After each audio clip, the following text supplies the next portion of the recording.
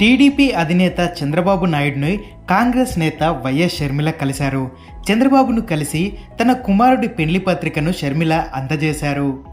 పండగ వస్తేనో ఏదైనా పెళ్ళి వస్తేనో వాళ్ళకు ఒక కేక్ పంపిస్తే ఆన్ అ ఫ్రెండ్లీ నోట్, పర్సనల్గా బిటర్నెస్ ఉండకూడదు, అందరం ఫ్రెండ్లీగా ప్రజల కోసం పనిచేయాలి అన్నది కాన్సెప్ట్. ఇప్పుడు కూడా చంద్రబాబు గారిని పెళ్లికి మాత్రమే పిలవడానికి వచ్చాము. ఇది పొలిటికల్ కానే కాదు. చంద్రబాబు గారు ఒక తెలుగుదేశం పార్టీకి నాయకుడు, నేను కాంగ్రెస్ పార్టీలో ఒక కార్యకర్తను. మాకు రాజకీయంగా ఏ లావాదేవీలు ఉండదో, ఉండకూడదో, ఉండబోవు కూడా. రాజశేఖర రెడ్డి గారు కూడా తన సొంత పిల్లల పెళ్లిళ్ళకు కూడా చంద్రబాబు గారిని ఇన్వైట్ చేయడం జరిగింది. చంద్రబాబు గారు కూడా రావటం జరిగింది, మమ్మల్ని ఆశీర్వదించడం జరిగింది. ఇదేమీ వింత కాదు, విచిత్రం కాదు. సో దీన్ని ఒక ఫ్రెండ్లీ ఎన్వైరన్మెంట్ తో చూస్తే అందరికీ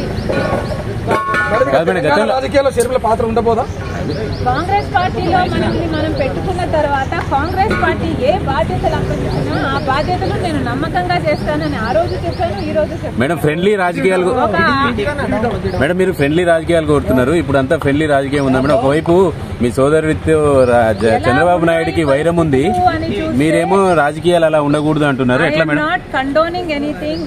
ఇలా ఉన్నాయి రాజకీయాలు అని నేను మీకు చెప్పనవసరం లేదు, మీ అందరు కూడా చూస్తున్నారు. కానీ ఫ్రెండ్లీగా ఉండాలి. మనం అందరము కూడా ప్రజల కోసం ఉన్నాం.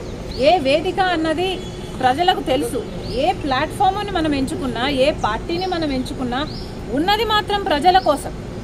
సో ప్రజల కోసం నమ్మకంగా పనిచేద్దాం. పార్టీలు ఉన్నది, లీడర్లు ఉన్నది ప్రజల కోసం, స్వార్థం కోసం కాదు అన్నది నా అభిప్రాయం. చంద్రబాబు నాయుడు